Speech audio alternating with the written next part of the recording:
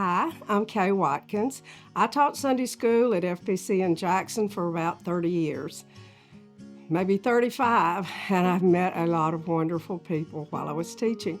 They were faithful, they were dedicated, and they did their very best for Jesus. They came early, studied long, worked hard hours just to pour out their souls into wiggly, giggly little children who didn't half listen.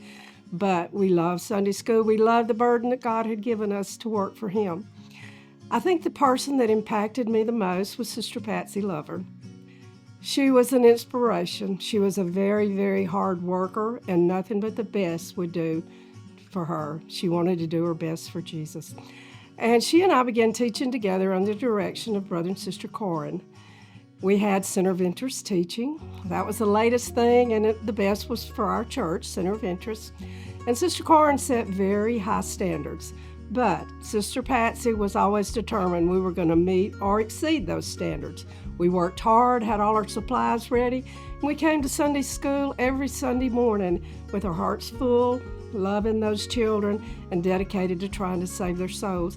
It was so rewarding to see those wiggly, giggly little kids grow up to be strong and productive saints of God.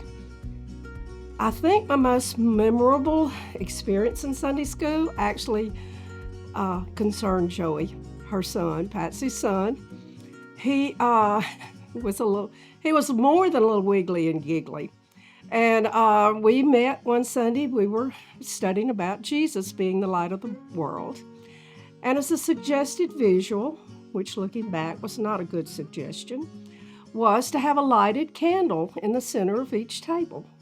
So we had our tables all set up and our candles burning in the center of the tables, and the children came in. So we began our craft work. And Joey, in his haste to finish his handcraft, reached over the table to grab up his supplies, and in doing so, he caught his shirt on fire. Sister Zelda was his teacher at that table.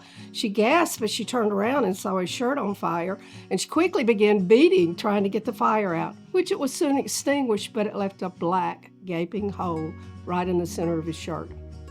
Joey very sorrowfully looked down at his shirt.